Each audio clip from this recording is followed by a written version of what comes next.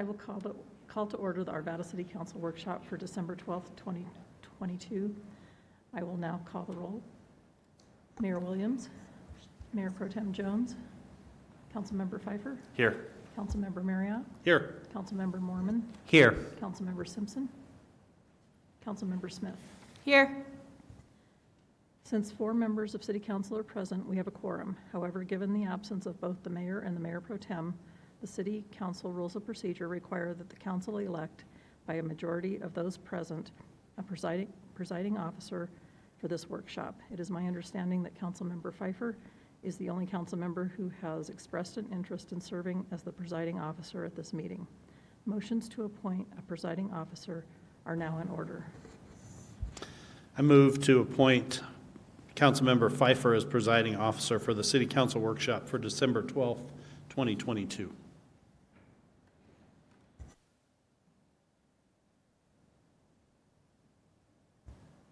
I guess that passes 4-0. I have that. Oh, sorry. Do you have that? Okay. All votes are cast. The motion passed 4-0 with the mayor, mayor pro tem, and Councilmember Simpson being absent.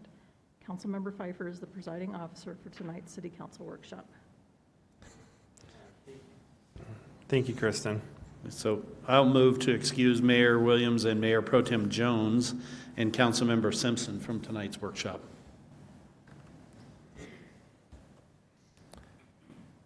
And that passes 4-0. Excusing Mayor Williams, Mayor Pro Tem Jones, and Councilmember Simpson. The next item on our agenda is a workshop on infrastructure master planning, strategic results, updates. Ms. Gillis. Public Works Director Jacqueline Rhodes will kick this off. Good evening, everyone. I'm really excited to have our team here to present to you today.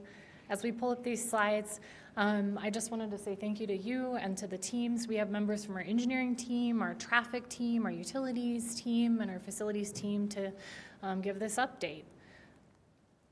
Each section is going to follow a similar structure. We first start with what you directed us to do in terms of the strategic results and milestones related to master planning for the infrastructure work system. And then we want to talk a little bit about the why it's important that our teams are working on these milestones. We'll present the updates from this year's progress and what are the next steps, what is underway for 2024. The purpose of tonight is really to hold ourselves accountable to you in terms of providing our progress update. So to kick it off, we're going to start with Strategic Result 8 for Engineering Standards and Specs, and I'd like to invite our city engineer. Thank you. I'm Jenny Wolfschlag. I'm the city engineer here at Arvada. So I'll kick it off with our engineering standards and specifications, which was strategic result number 8. By December of 2022, the engineering standards and the city code framework would be updated. So we believe that this is key to making sure that all of the infrastructure that is constructed within the city is done so at a very high standard. We obviously want to put together a product that will last into the future. So without this in place, the rest of the results that you're going to hear about tonight wouldn't be as productive or meaningful. So I'm happy to report that we brought the standards to you in July of this year, and they were approved.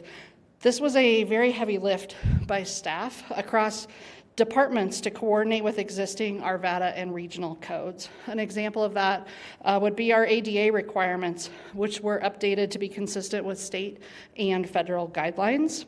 At the last workshop, you heard about our pavement program, and a portion of that work included replacing ramps to ensure that the ramps met the standards and will withstand the test of time. Another example would be our stormwater guidelines, which were enhanced to comply with CDPHE and Mile High Flood District. This includes implementing some low impact development standards in those criteria to promote sustainable development. So because this was a massive overhaul of the entire spec book, we are obviously finding some issues. So our next steps, we are looking at quarterly updates, which can be made administratively by the city engineer for administrative clarification and easier interpretation, but not changes to policy. Policy changes we will bring back to you for codification. So we anticipate doing that annually or as need be when those occasions arise. So moving on to strategic result number 1, by December of this year, we will complete and implement a streets maintenance master plan. This is done to provide a comprehensive review of the program, enabling us to evaluate the level of service and align with community expectations for our streets maintenance program. This strategic result is underway. We have contracted with Benesch Jacobs to put together that report for us. We anticipate having a full draft of that report just after the first of the year. So while the full plan is not complete yet, we did work closely with them to prioritize certain areas of the master plan, including our snow operations and our pavement program. So our snow operations was the first priority, and that section was completed in August and is currently being implemented this season. That includes several changes to our program. We did route optimization and are using GPS for route guidance. We have also implemented 12-hour shifts for our workers. Our priority 1 and 2 snow routes include 397 lane miles, which are serviced in every event. The remaining just over 1,000 miles are contracted out during larger events. So we anticipate, as a result of this, approximately a 33% decrease in time that is spent on routes by using concurrent plowing for priority 1 and priority 2 areas, and then utilizing 4 priority 1 snow routes with 2 operators and trucks per route, plowing in echelon for 7 days, and 7 that will focus on the priority 2 routes. So this is a little change in how we've plowed previously, but we believe that overall this will provide an updated level of service and a cost savings in the process. So in addition, you heard a lot about the pavement program several weeks ago, and some of those recommendations are also being implemented, as you've heard. So full recommendations from the complete study we expect to analyze in early 2023 and be able to implement those as we see fit. And with that, I will hand it off to Mazadar to talk about our transportation system master plan. Good evening, council members and council and city management. Thank you for the opportunity to present a quick updates on the transportation system plan. First of all, I would like to appreciate the council for funding these strategic results. It's a very important results that city has been looking for a long time, and I'm glad to lead that effort in coordination with Public Service Director and the city management. So the strategic results that we have, it's a developing a transportation system plan. It's a multimodal transportation system plan, integrating safety and emerging transportation technologies. The reason we need this plan because we will consider the future growth and the transportation system demands and balance these needs with community identified needs. I would like to elaborate this community identified needs a little bit more. There's going to be a series of public workshop, public open house to seek different aspects that the community is looking from the transportation needs points of view. Because as you know that transportation pretty much define our everyday life. So we'll be seeking a lot of community. We'll be reaching out to the community, seek their opinion and the things that they would like to see moving forward. Hopefully we will be able to cover all those needs through this process as we move forward. We also would like to get a fiscally constrained capital improvement project plan based on a sustainable financial strategy, because that is also important, because we can come up with a list of a lot of projects, but the point is that at the end of the day, if we don't have a sustainable funding strategy, we would not be able to implement those projects eventually in future. So far, what we have done actually, we published an RFP, and we are in the process of hiring a consultant. So hopefully by the end of January 2023, the consultant is going to be on board to move forward with the projects. The next step, our main objective for 2023 is to complete the critical components of the transportation system plan, because we would like to make sure that before our next budget cycle, we have a very defined transportation system plan for the city of Arvada.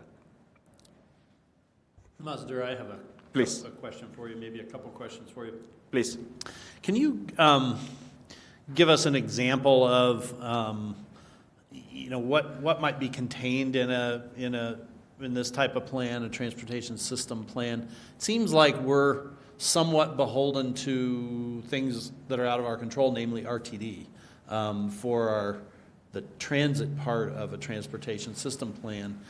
So what types of things will this cover that, or will it cover things? Yes. But besides that? Yeah, thank you very much for the question. It's a very good question. So basically, if you think about this way, there are two different types of modes. One is the multimodal modes, which is a transit, non-motorized modes.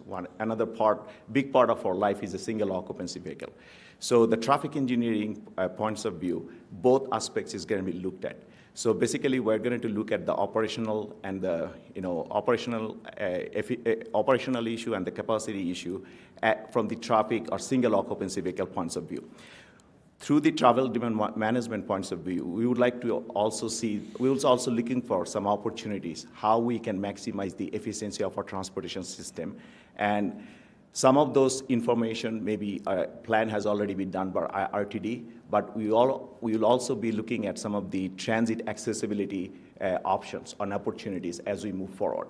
So think about this way. If you think about the Ralston Road projects that is going on right now, we are building our capacity right now. But if you can think about the ongoing development that's coming up and going on, the future two-lane capacity may not be good enough. So we need to think about how we can shift the mode, introduce other modes to maximize the efficiency of the capacity we have. So definitely all aspects of modes is going to be looked at in coordination with a regional agency like RTD and CDOT to ensure that we can maximize our internal capacity as well as the regional capacity, and collaboration and coordination will be in a part of the process. Okay, thank you. I had a follow-up question too, if that's Please, right. Randy. So I think you and I had spoken early on when I was running for office. Yes. And I had some constituents that were asking about speed limits. Yep. And why one street had this one speed limit, why this other had this other speed limit. And if I recall correctly, your response was our traffic studies are a bit dated that we have done in the past. I don't know if it's a decade or even more than that when we last did a traffic study to help set those rates. And you had said, we need to do a new traffic study. And so I'm assuming that's part of this. And just if you could provide a little more detail on how we're going to be collecting data to determine speed limits, for example. Yeah. So as I said, when we are going to come up with a transportation system plan, there's going to be projects related to safety, because that's actually very important. We are going to look at the operational efficiency. So when we are going to look at the operational aspects of the transportation system, definitely we would like to look at the speeding issues or the speed limit. That something has not been looked at for a long time. When we developed this transportation system plan scope of work, we didn't include that speeding at that time. But as I was reviewing the proposal and we are thinking about all these options, we are going to add this the speed limit issue and the speeding issue that we have actually. So right now, if you look at the scope of work that we have, the RFP we published that particular speeding issue was not included explicitly. But we knew that that's one of the issues that is going to come up through the community feedback, and we will be looking at that. So definitely that's something we would like to look at that. As we discussed before, that some of the speed limit is inconsistent throughout our city. That has not been looked at for a long time. So it's a good time to look at that. So that's why initially we are thinking about transportation master plan. We kind of came back from transportation master plan to transportation system plan, which we need day to day to address our citizens' concern that we normally hear from our citizens. So definitely that's going to be looked at. And also traffic calming measures will be looked at? So as a part of the traffic calming, we will be looking at opportunities where the new traffic calming measures can be implemented. But as you know also that we have a pilot program that's running right now on Grandview and 57. So we will be getting some data pretty much, I would say, the next 3 months. That will also help us to give some feedback into this process to see that what are more opportunities we have. But again, we need to understand that some of those outcomes might take some time for implementation, but definitely is going to be part of the process. I would like very much when that study's concluded that we get a presentation on that so we know what the outcomes have been and what some of your anticipated next steps will be in planning forward, because I think that's we get a lot of questions about traffic calming, and I've been directing people, we're doing this study. Yes, no, I think you are right. I receive Ask Arvada pretty much every day. So definitely we keep receiving those requests, but we are just waiting for the outcomes of the pilot program. And once we get that, we do have a really good sense that where this community would like to go, actually. And definitely we should be able to implement more. Great, great. All right, thank you very much. Thank you. Councilmember Smith, I think you had a question now? I did. It was kind of piggybacking off of Councilmember Marriott. So you had mentioned operational capacity, transit accessibility, regional partnership, multimodal components as well.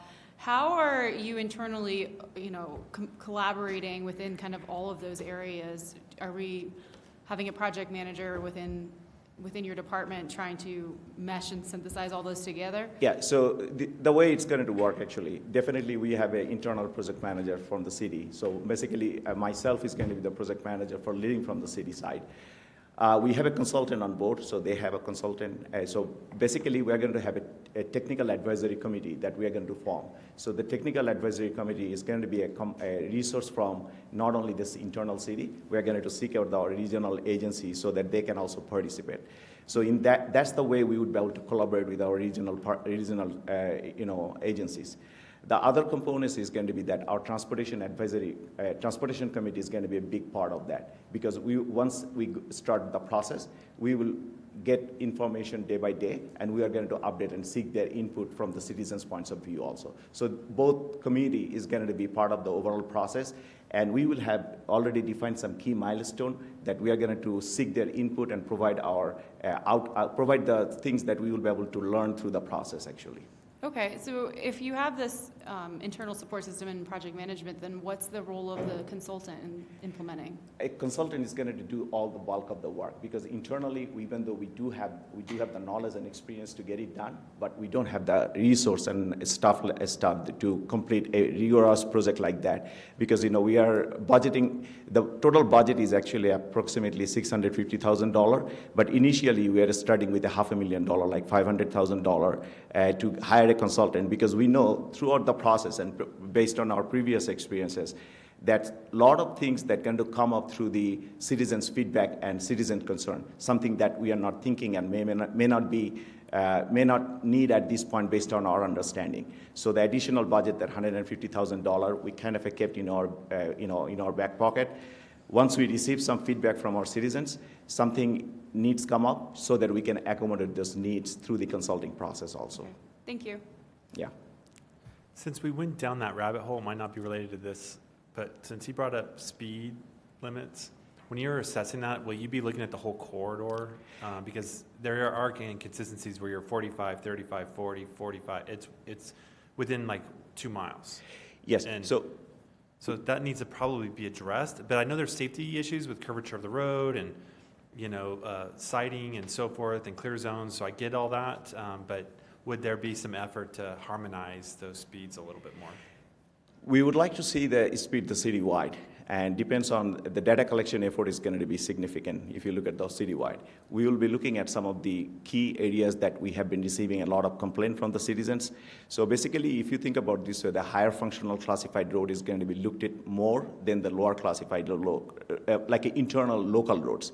However, throughout the process, the travel demand modeling or traffic operation analysis process, we would be able to identify some of those key areas that something needs to be looked at, that's something maybe we're not thinking at this point. So definitely, it's going to be a holistic approach. As we move into the process, we would be able to develop and provide a little bit more details about our concrete process, that how it's going to be looked at. But definitely, we would like to look at how holistically the whole city.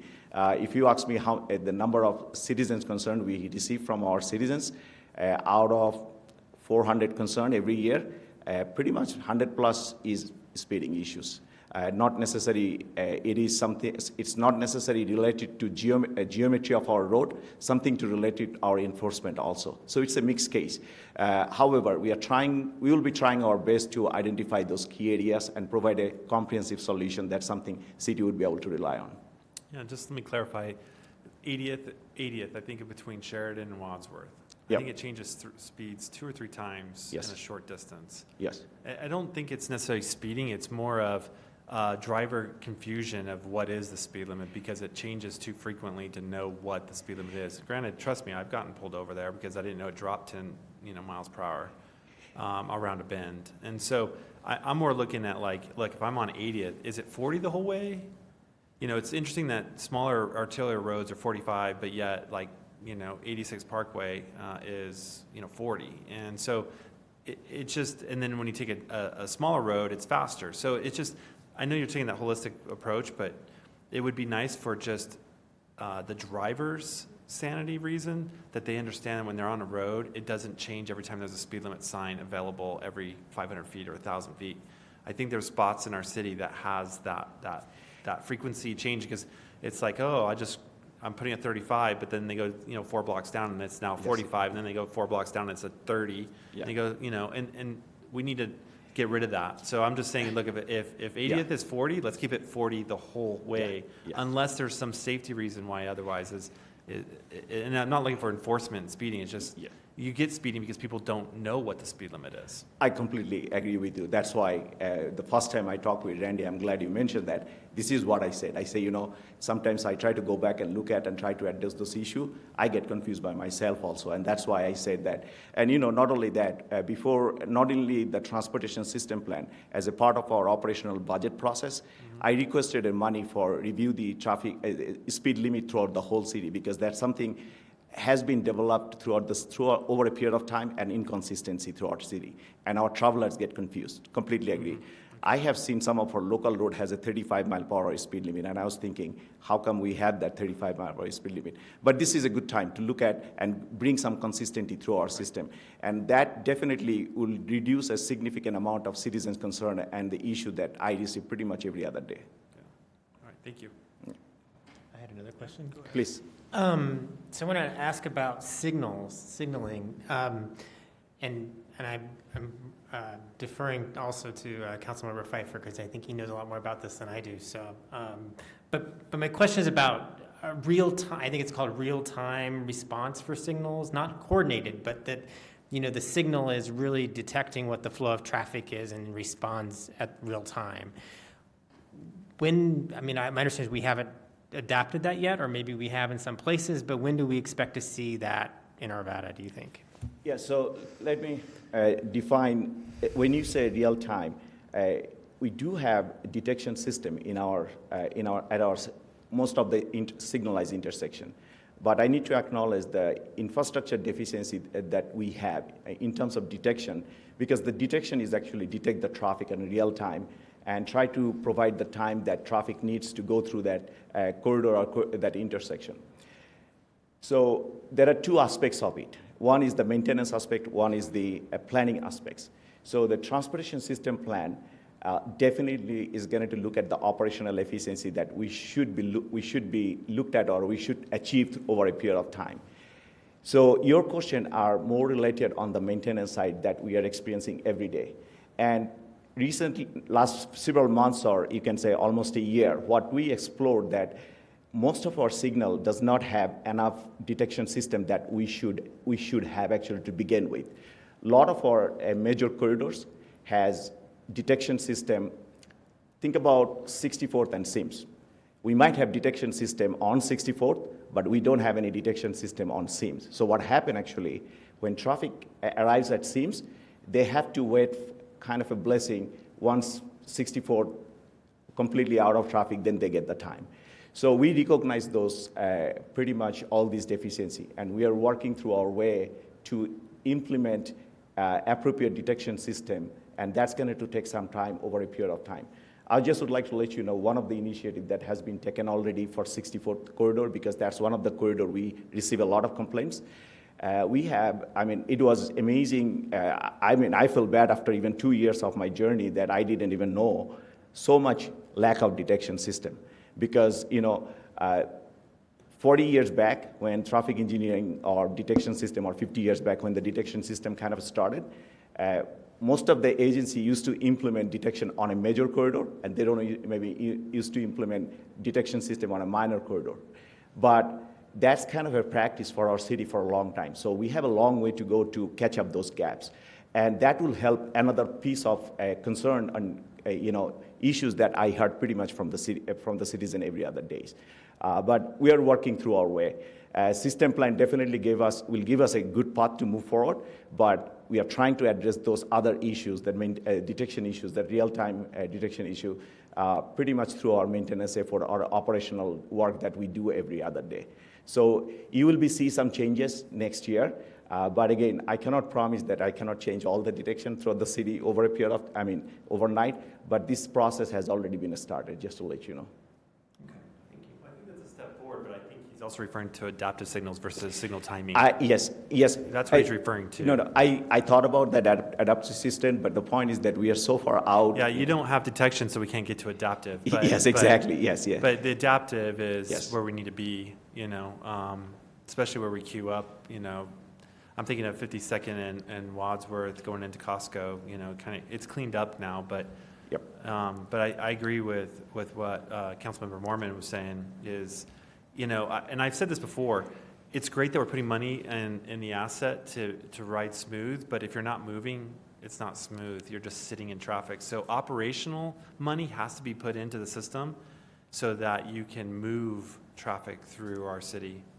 Absolutely agree with that. The adaptive system that you kind of mentioned, we will be working once we get some baseline.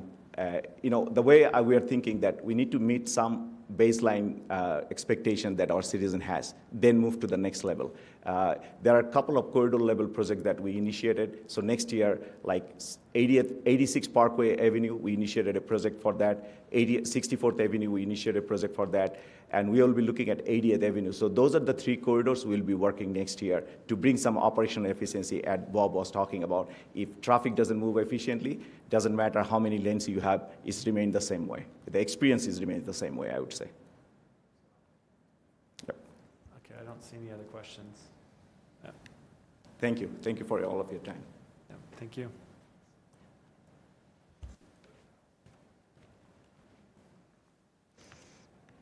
So just as riveting a subject is our wet utilities. I will get into the format we talked about, but I wanted to lead with, we'll be talking about the Water Supply Master Plan, which is SR7, and then the Utilities Master Planning, which is SR3. We're going to do them in that order because we follow the water in our heads, and that's how all of us operate as we follow the water, which means stormwater's first or last because it's both. So Melanie's going to go after me. But I did want to start with acknowledging that these master plans result in large projects with very long time frames that typically have very large funding needs. And with that, I want to acknowledge all of the work and the teamwork across the city that has gone into getting us to where we are. And that is across departments. It involves work by council. It's just been a tremendous lift across large aspects of the city. And do want to share that we've accomplished a lot so far, even if we don't have projects fully functional in the ground yet. With budget approval, bond issuance, staffing, and appreciate that we have more staffing next year that we hope in first quarter to advertise for. So starting with water supply, there were two parts to the water supply. The first one was having water supply for build out. The why on this is meeting level of service goals, as well as meeting the needs of the city at build out. Our accomplishments are that we have defined the scope of how we want to move forward on this master plan to fully confirm that we think we have water supply for build out, but we're going to confirm that. So we've actually broken the master planning into two projects because one part is the wet water, the water resources. The other part is the infrastructure. Those are two very different teams that typically are even in different firms. It's typically not even the same firm. So we've decided that we're going to make that two projects. And our next steps are we are going to issue the RFP for the water resources portion of the master planning in January. And on the infrastructure side, we're going to do some internal work as we update our database of all our infrastructure. So that updated database can then be given to a consultant. So the the infrastructure side with the consultant will lag a little bit so that we can make use of some work we've already done. So the additional milestones on water supply were to maintain funds to meet financial obligations and continue our discussions with Denver Water and monitoring Denver Water around the gross reservoir water. Again, the why is meeting level of service goals. And accomplishment is, this is huge, guys, that we have financial plan in place, right? We're not all the way there, but we've got that plan in place, and that's where the bonding came in. Our next steps are continuing to monitor those financial needs, as well as continuing our conversations with Denver Water, which happen on a regular basis. So moving on down, strategic result 3 talks about treatment, distribution, sewer, and storm. Go ahead. Mary, sorry to interrupt you. I was going to ask you just a question about the water supply master plan that you're going to be doing. So it's my understanding that if you go back historically over some period of time, relatively long, the per capita water use has been declining for various reasons, some of which are, low flow fixtures, awareness, a lot of different reasons. Hard to always pin it down, but I'm assuming that master plan will take kind of that trend in mind as they do that plan, but also come up with some assumptions, because obviously that trend can't go on forever, or we wouldn't need you guys at all. But there's there's some limit to it. How, is that just strictly up to a consultant to say, here's industry thoughts and best practices? How do we? Your question, because in my nervousness, I forgot to mention that water resources master plan will build on the water demand projections that we presented in March. Okay. So those water demand projections were a range. We did 4 scenarios, and those scenarios were developed in concert with city staff and the expertise of the consultant. And so our intention is to take those 4 scenarios and marry them into the water resources side, our water rights. We also intend to take scenarios around water resources. So climate change can mean that we have less water. It could mean that we have more water in a shorter time. It can mean that we just have less water over a longer time. It can mean a lot of things. So it can mean that we're going to have interruptions in water because we have more wildfire and we have to shut headgates off. So our intention is to develop a model that we're still writing the RFP, but we've kind of settled on the consultant should do 4 scenarios for us, but that they should train us in the model so that staff can play some what-if games. Down the road. Well, and I guess where my question's getting at, so thank you for that, and I think it's good for us to know that and be refreshed in our minds of that. But, had you done this exercise 10 years ago, you'd have been going on the assumptions made 10 years ago, and maybe they'd have been correct or maybe not. Maybe it'd been surprising. Do these master plans have within them the flexibility to adapt and change after they're done and adopted? Because I can't imagine we're going to redo these master plans every 10 years or so. But obviously 10 years from now, we'll have an idea of what that actual per capita water use trend actually has been, not what we thought it might be. And it might be along one of our scenarios or it might not. But do these plans, as we're doing these plans, do they have the flexibility to kind of be, I wouldn't say regularly updated, but just to account for that kind of that real unknown variable? Because like I said, it's continued down a pretty straight line for a while, but it obviously can't do that forever. So you're right that we are not going to be exactly right. And so that's why state of the industry right now around water resources planning and demand projections is to look at these ranges of scenarios that are plausible. So on the demand side, we had, it may not be the lowest we see, but it's the lowest plausible we see at this point in time. And our highest was the highest plausible we see at this point in time. And they were fairly divergent. I mean, they weren't hugely divergent because we are mostly built out. So the answer is yes. The intent is for this model to be able to take in any one of those scenarios along with playing around with some of that water resources. So again, that we're looking at a range of possible conditions. The end of the master plan will give us the actual model. We're asking that it be done in Excel so that we have full use of it and that they give us training in it. So staff will be able, if you have a question about, well, this doesn't make sense to me, or I think you should have looked at this, we can take the model and go do that. Yeah, it's more so, you know, I certainly wouldn't have anywhere near enough intelligence to say, wow, did you think of this? You would be, you know, you'd be way ahead of that, but it's more along the lines of, particularly when we talk about, you know, our raw water acquisition plan. If things change, then what that plan needs to be changes by quite a bit.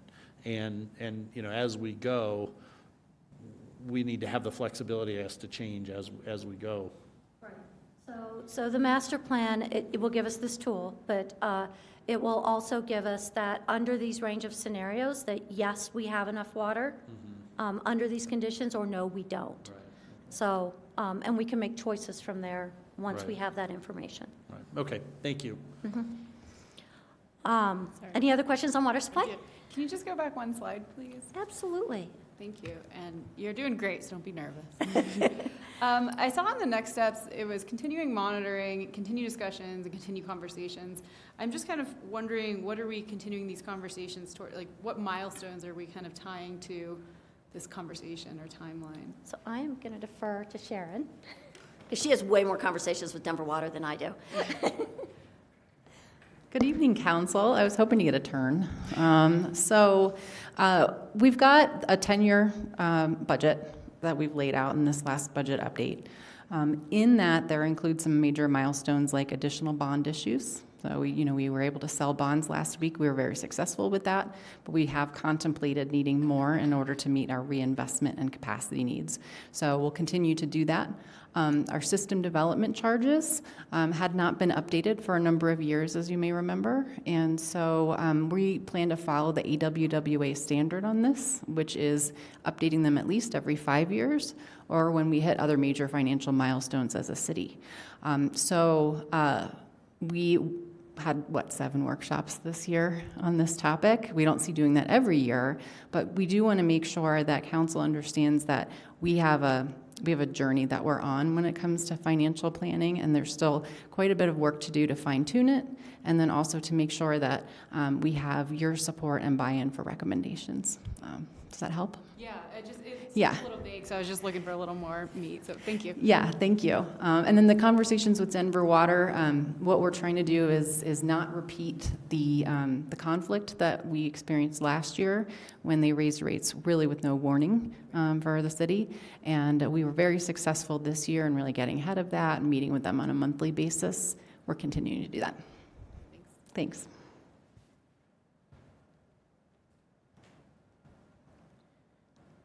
All right, are we ready for treatment, distribution, and sewer and storm? The strategic result was to update the master plans and then develop implementation plans to address the findings. We've completed those. We've completed all the master plans on a broad, big picture basis. In terms of implementation, we are hard at work on both the sewer and water master plans, both distribution and treatment, as well as sanitary sewer. And then Storm is working on developing the implementation plan. Our why, as always, is meeting level of service goals, which really center around public health and safety for these particular issues, as well as fiscal responsibility. That goes back to all that teamwork and that these are big projects with long time frames. So starting with water, which is the treatment and distribution, demand projection updates, that is complete. And I do want to step back a minute and say, with these big picture master plans, many times it identifies the need to do more focused master planning, such as the demand projection updates. The replacement treatment plant siting study is ongoing. That came directly out of the treatment master plan.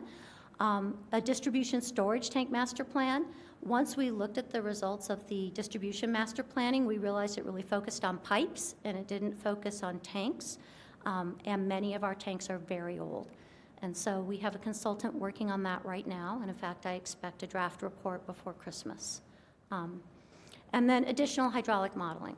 That hydraulic model is a really great tool for us to help understand a very complex system. And it can also be really useful to help us save money, because when we did additional hydraulic modeling on the recommendations for the Castlegate, which came out of master planning, we came up with a much more cost-effective project, much more cost-effective.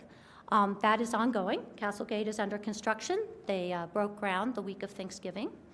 And then the treatment plant work coming out of the master plans, construction really started on that in July. It is going very quickly with a lot of work on this off-season, with the intent that the bulk of the work is done by March.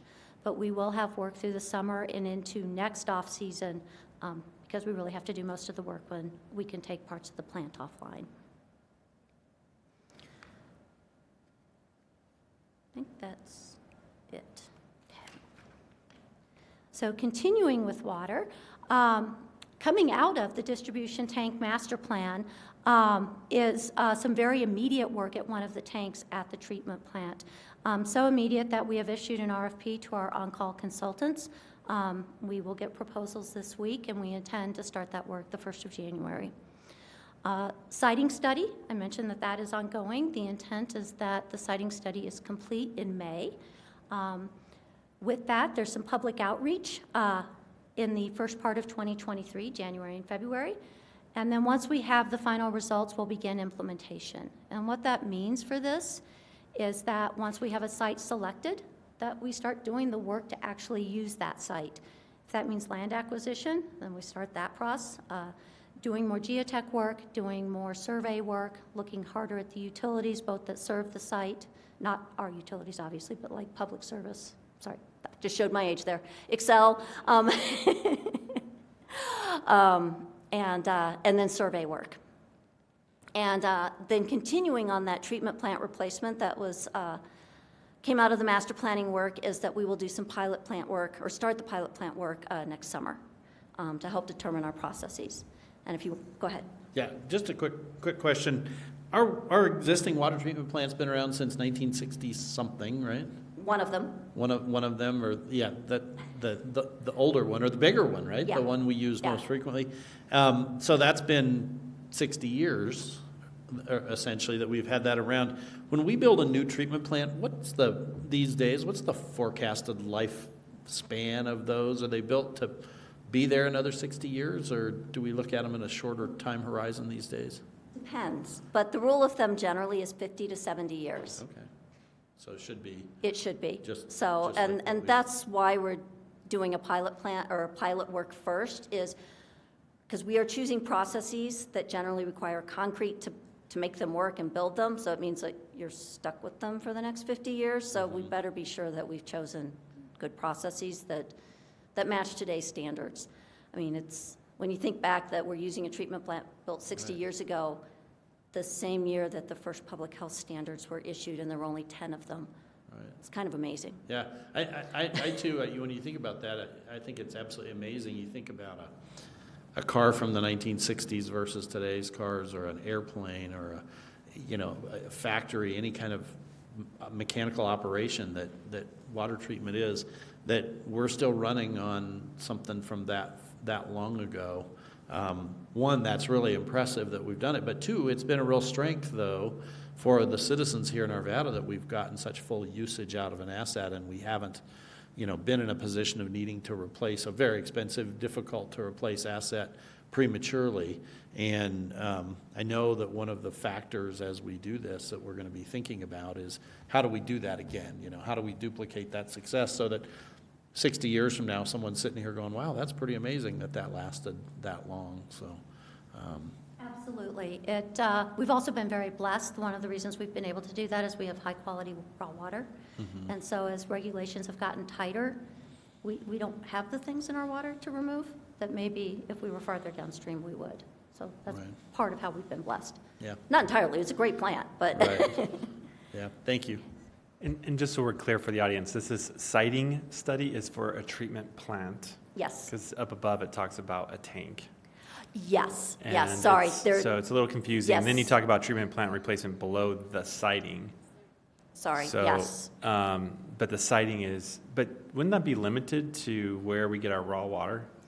So yes and no. I mean, we just, I guess, move more pipes to a direction where it is. But Do I you think move- we're trying to use gravity too, I would think, in some aspects. So we've looked at all of that. So you either move the water to the plant and it's close to infrastructure you have, or you take water exactly where it is and then move it to the city, or yes. And how much pumping or not, or gravity can be used were some of the criteria used as we're moving forward.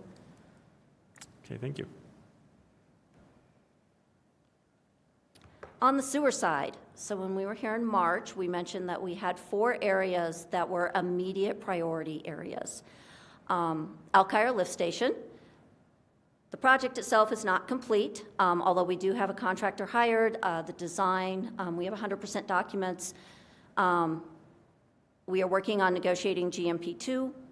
That said, it still won't be complete until the end of the year because you just can't buy electrical equipment right now, at least not quickly. But we do have the emergency backup that we had talked about. City crews have installed it, and it's ready to go so that if we have something happen before we have the new bigger pumps in, we do have a backup in place. So that was exciting when the crews got that done. 81st and Kipling, this is in your neighborhood, Councilor Mormon. Construction contract will be at a January council meeting, so you will be seeing that soon.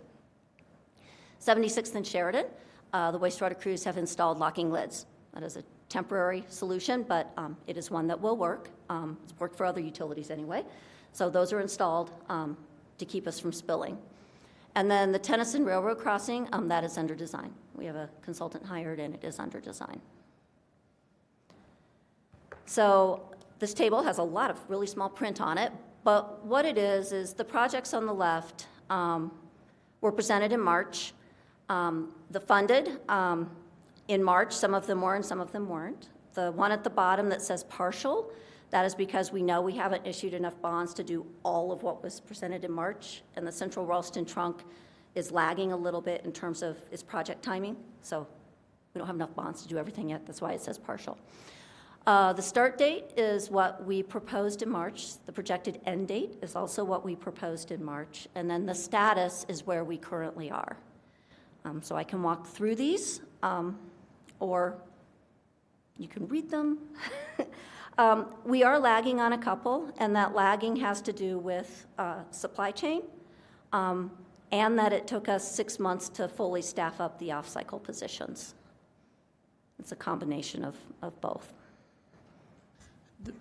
I think with especially this north trunk line work, we were doing these critical projects on there and also trying to balance that with some development that's coming further out into Candelas. And even, do they have it, or they're planning on building an interceptor out there to get that into the other drainage? So does this plan, even with some things delayed a little bit from what we looked at last year, still meet the needs of that developer to be able to have their product coming online at the times they were thinking it would? We believe it does at this time. Okay, thank you. Okay. And with that, we get to talk about stormwater.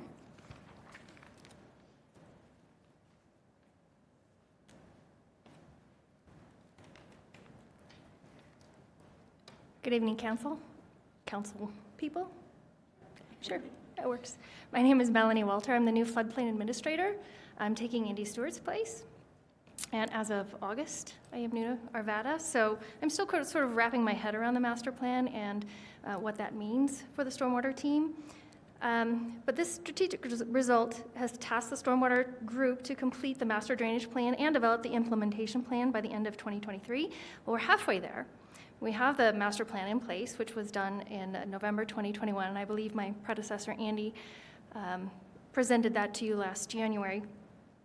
But we're still wrapping our head around the implementation plan and what that means. Since our group is so new, we're still kind of working through what that means for us.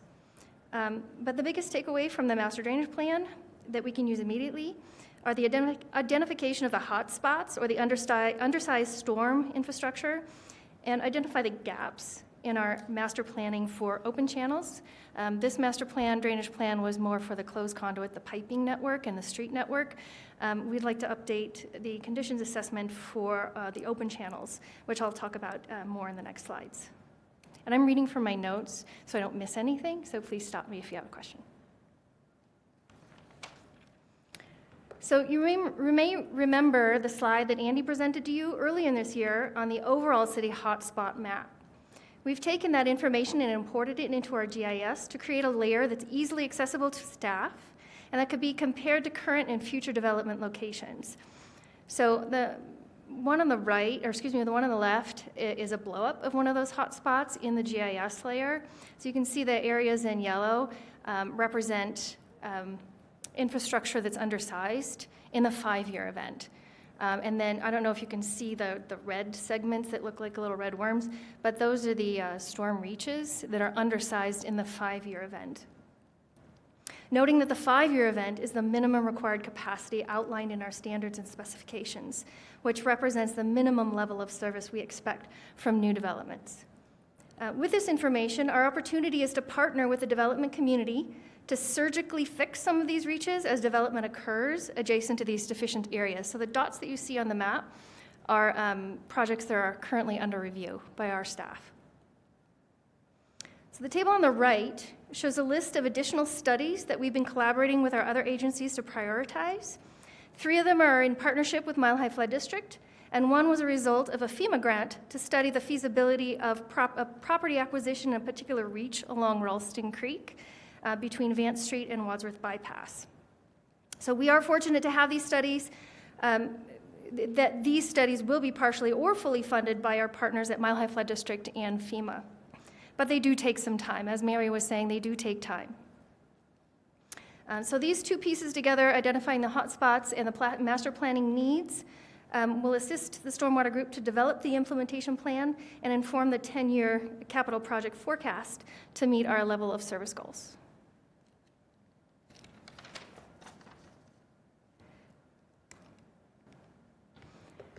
So our next steps is to gather all the information that was presented in the master drainage plan and define an implementation plan.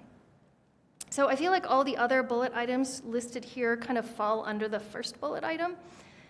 So updating the flood studies will help us get an overall picture of the hotspots within their drainage basins so we can come up with a more comprehensive way of fixing these deficient areas.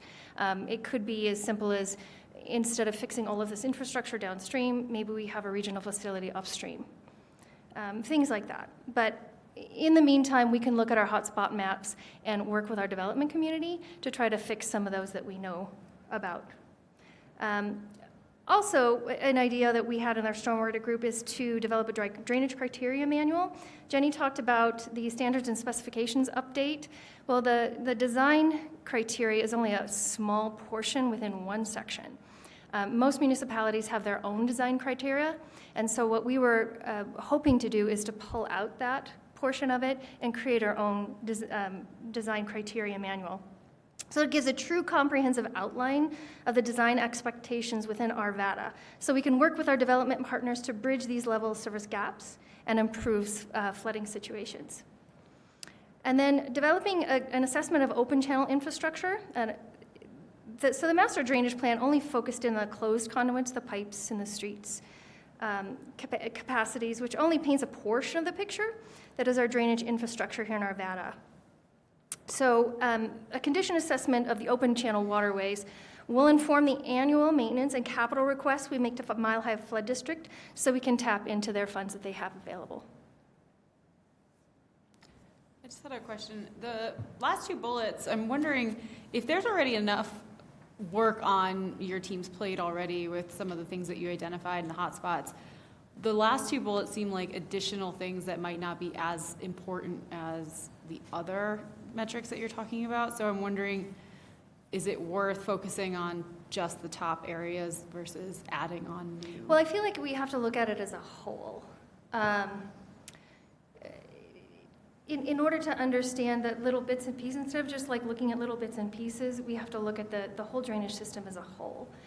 So that when maybe a traffic project comes online on Ward, for instance. Well, we know that the bridge is undersized, and so when we have those master drainage plans, we can identify the infrastructure that needs to be replacing, and we can kind of partner with, like, maybe a road replacement project, that kind of thing.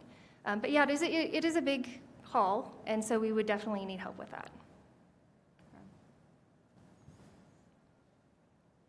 I don't see any other questions. Thank you. All right, thank you. Welcome to Arvada. Thank you.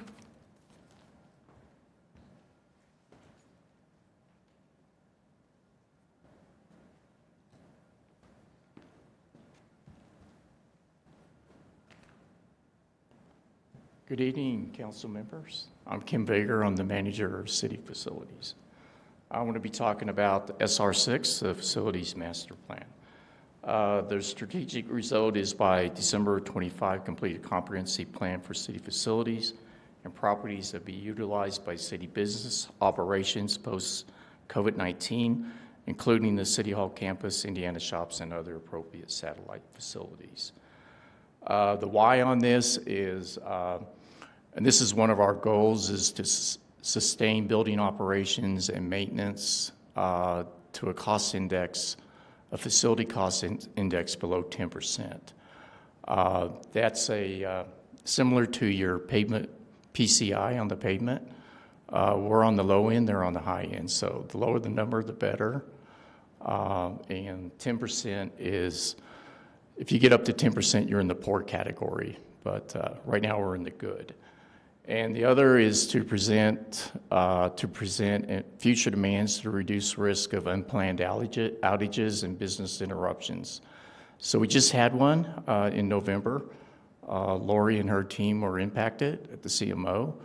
We had a breaker that tripped out at City Hall, and we lost power for about 1/3 of the building. So they were out for Friday and over the weekend, and then on a Monday before we could get the breaker, which was obsolete. But we did find a match in Texas. So that's just it's another piece of aging facilities that maybe it's in good shape. We're all structurally sound, but we got we got a major system that has components that need to be replaced. Then on the accomplishments, the post office property lease, they have asked for a renewal. It ended in September of this year, and they've asked for a lease renewal and an extension to March, so they're working on that lease.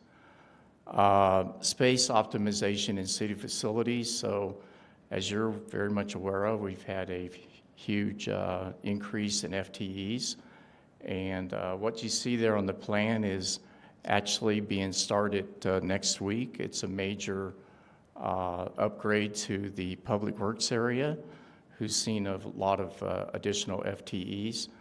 And the good thing about the plan is, from my perspective, is we're taking all the offices on the north windows there in the west away from the windows so we get daylighting for our workforce. We're also looking at reducing our workforce, our cubicles, and our workstations. So there's no longer a huge need for paper. We're virtually paperless on just about everything we do. So that reduces the size of the offices, especially for the engineers. And so we're optimizing the space, gaining a lot of additional workstations and offices. And then the asset management program, that one started in 2019 with 18 of our facilities, and we are just about to complete the rest of the facilities in the city, and we have a presentation tomorrow on the asset management program. And then we completed our first year of the asset management program, which began in 22, and that was about $1 million spend. On the accomplishments, the next steps. Our next step is to update the City Hall Master Plan and all the other major facilities. That's part of the strategic result. What's underway is the asset program I spoke of, where we're including other facilities, houses, utility pump stations, additional information on the Old Town Transit Hub, our new Parks Fleet building, and park restrooms are being included. And then we'll continue to accommodate new FTEs. HR has additional, VCN has a couple additional, but most of them we've already completed, accommodating the new FTEs for city facilities. And then to inform our financial planning group, our finance of the improvements, the replacements, and the costs. So the asset management program, which I'm going to show you now. Here's a snapshot of the facility cost index, the FCI. So if we're in the 0 to 5% range in the green, we're good. Currently, right now, we're about 2.5%. That says a lot for some very old buildings that we have. And then we jump into the poor category in 2025 at the 5 to 10%. So the line that you see crawling upwards is if we did nothing. If we continue to maintain our facilities, we have a really good chance to stay in the fair category. But if we start to defer or not to be able to spend the money that we're looking at to stay in that condition, we're going to jump up into the poor category. And then, of course, when you get into the critical, you're looking at building replacement. We can't live in the same facility forever, but we can definitely utilize our maintenance and operations to stay in there as long as we can. And then moving forward on the master plan milestones, 2020 update the conceptual plan for the post office. That's a picture of one of the options that was done in 2015 with the post office not wanting to give up their lease and having the option to renegotiate a new lease. They're planning on staying. And then M6B by 2022 present the conceptual plan to the post office property to City Council. So that was the one that was already presented back in 2015. I know there's new members, but if you like a copy of the plan, it's a pretty good plan, but now the post office did not leave. So we got other options in there to expand City Hall that's also in that master plan. And then the milestones, by 2022, complete an evaluation of utilization of all currently operating city facilities. This is currently unfunded. We did not get funds for 23 to complete that, so we're going to ask that that be requested again in 23 budget cycle.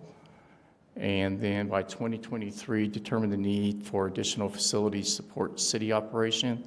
That really aligns with the milestone above. We need to do the master plan before we can determine the additional needs.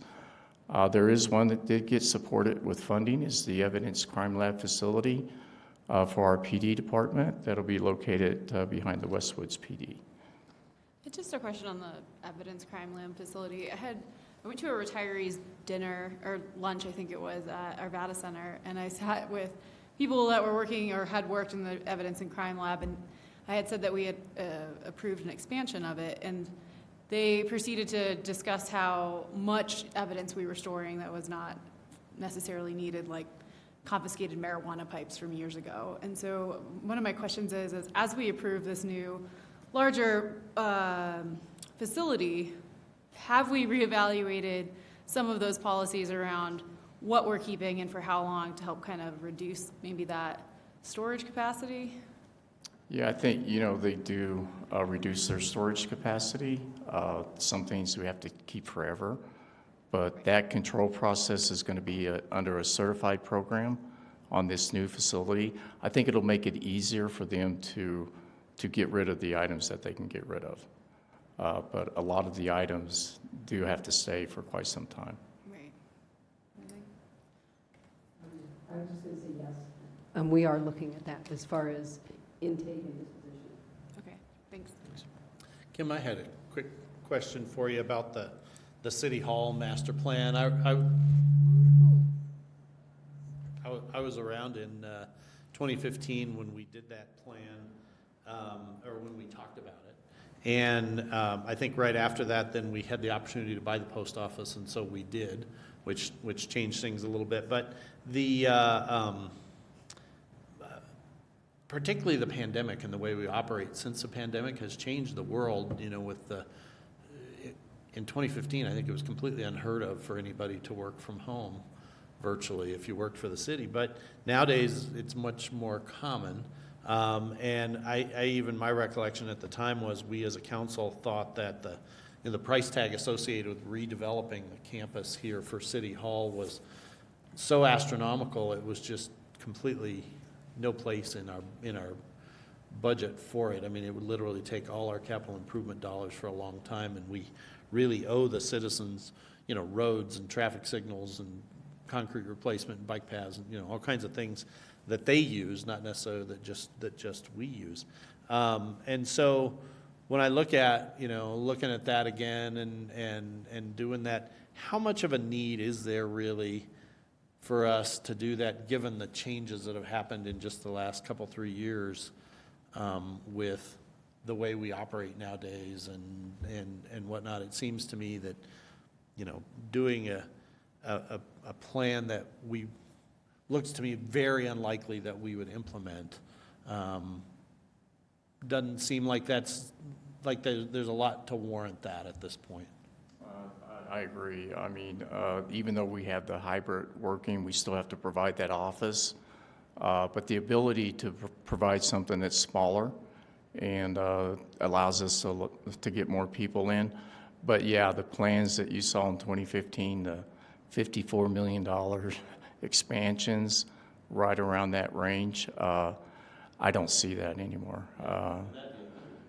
Right. Increased costs and whatnot. It just seems like exactly that's not really a need anymore, at least for the foreseeable future. So, you know, updating or re-looking at those plans at this point doesn't seem like that's a real wise use of our time and money and energy to kind of even think about that. Now, things that happen inside these four walls as far as reconfiguring and, you know, modifying and making things work better, that's always really useful. But right. Those bigger looks at, you know, redeveloping seem to me today to be kind of not necessary at all. Right. And, you know, it does include the other facilities. So right. Indiana probably needs to look at. Definitely the new Park Sleep building is already full. Parking is a big issue there. It's pretty tight. And then our streets operations and our wastewater. So if we don't include City Hall, I understand. But I think we do need to have some type of foresight on those facilities. Okay. Thank you. You're welcome. Before you move on, I want to stay with the post office. I mean, that's an investment for us, and yes, things have changed, but if you're going to do a master plan around facilities, I'm assuming you'll do a needs assessment. I don't know how the courts are now, right? I mean, at one point, courts were running like, I don't know, in here and other places. I don't think that is still going on. It is? Are they still using a little bit in here? But I mean, we should look at the needs assessment of courts, the security around that, and how do we reconfigure this building? We may not need a full new another facility, but maybe adapt this building to the needs that are today, right? So I think there's still some improvements that are there. Maybe we get rid of this wood that's in here. Love to. Sorry. I'll submit the budget to you. I like the wood. I'm sure you'll submit the budget to us, but I'd like to move out of the 70s, maybe 80s. Yeah, me too. The courts were included, 3 courtrooms for Justice Center, but you're right, the courts. Because I think at one point we thought the Justice Center would have been like next door. That's correct. Courts and the police would be there and right. and all that. But John's right. I mean, things have changed, but we should still do the needs assessment of today. Sure. But not be wasteful in that. Like really get it down to what we can do with what we have. But I do have 2 questions before you move on. Okay. Actually, you dealt with the post office. That was good. But transit hub, when you bring up the transit hub, are you dealing with the transit hub in your plan as just maintaining the facility or operating the facility? Maintaining the facility. So who operates the facility? You mean RTD is the only operation? Well, in the I hub. mean, we have an operation for ticketing. Oh, yeah, You I'm know, sorry. Yeah, How many ticketing. vehicles come in, probably striping, flow. John Ferruzzi handles that piece of it. Okay, Public Yeah. Works. Because we need Lori, I brought it up to you, but, when we had the tree lighting, it was a fiasco in there, and that's a good thing. It was a good thing that we had, but it didn't flow, and people were getting stuck in very narrow egress, ingress, and not knew how to get in, or turned around, and dead ends, and we've got to do something with that parking garage that lets traffic flow a little bit safer in the facility. We are currently looking at that right now. Would that be in a plan? Would that be in one of these master plans about operations of a transit hub, or no? Actually, I think we're looking at this separately right now. Okay. And Not within facilities, but like in yes, Public Works. yes. Okay. Correct. That's all I had. Thank you. Okay, thank you. I'm sorry, I had a Sorry. question. Go ahead, Councilmember.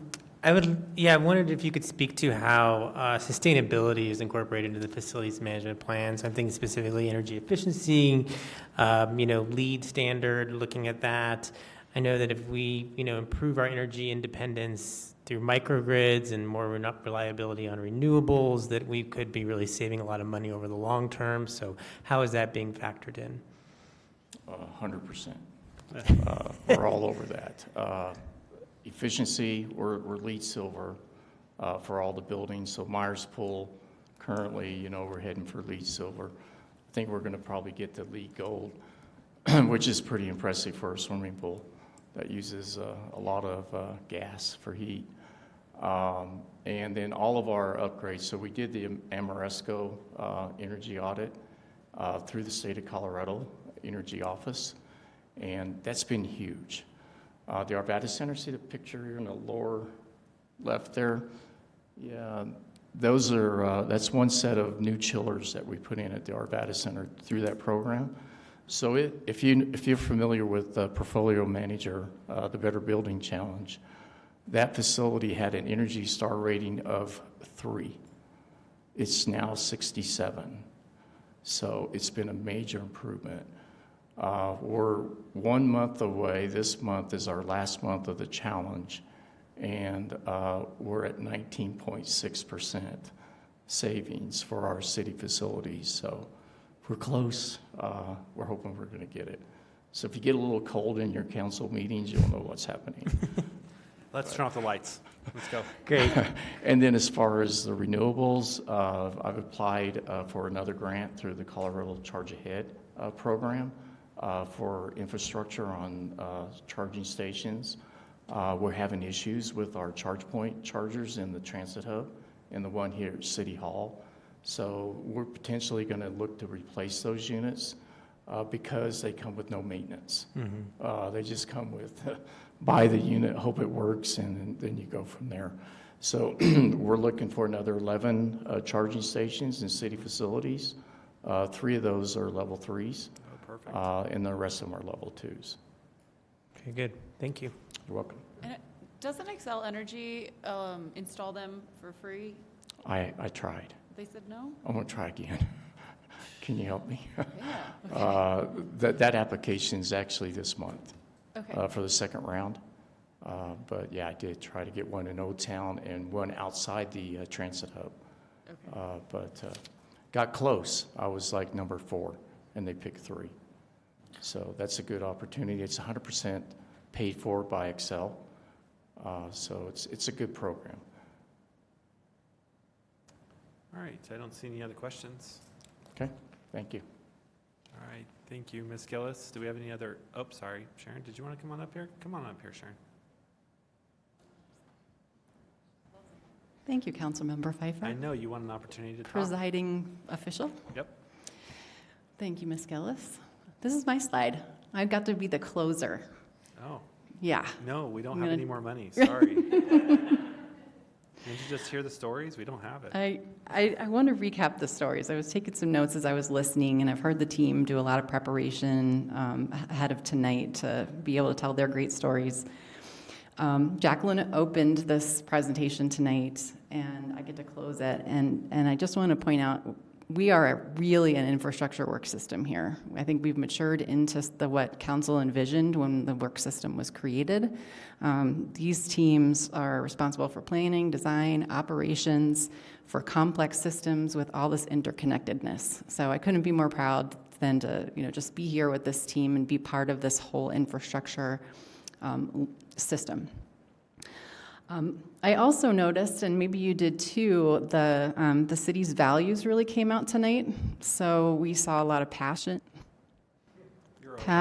there we go, passion, innovation, and opportunity. So I think you saw the passion from all the technical experts.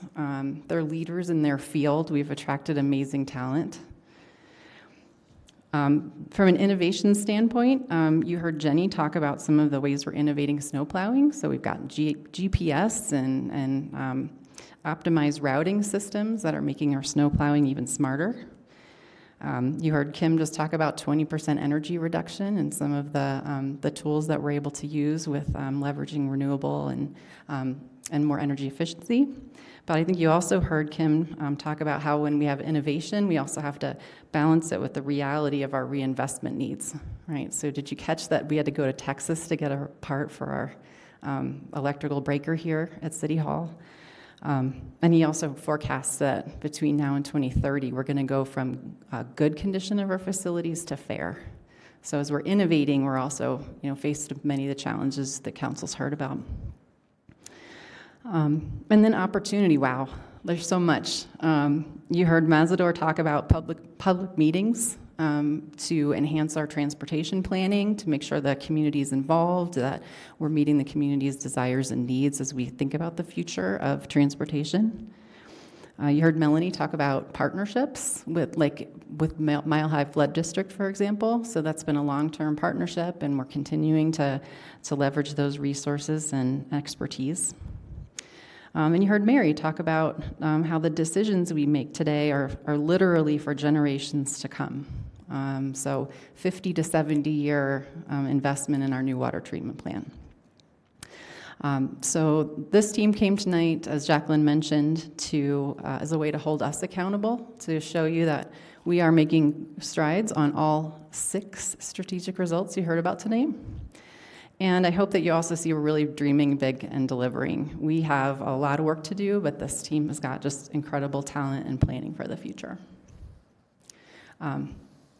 So master planning, as you've heard a lot about tonight, is part of a gap analysis that we do to figure out where we are and where we need to be in terms of level of service. We work to define and refine these projects. And speaking of money, we talk about what are the revenue requirements we're going to need in order to achieve that. So I appreciate that the strategic results also include that implementation piece. None of the master plans you heard about tonight are sitting on a shelf. We're constantly looking at how we refine them and figure out what it's going to take to put those ideas and create a reality. You've also heard this a few times, I think, tonight. We're really passionate about bringing the public along with us. We serve the community, so community outreach, as I mentioned Mazador's example of having public meetings, opening our doors, getting them to meet our teams and make sure that the work we're doing is where the community wants us to be focusing on. So, again, this is a way for us to be accountable and dream big and deliver. We're continuing, and we will continue to do this great work. We all, I would say, appreciate the opportunity to get to do this great work for Arvada.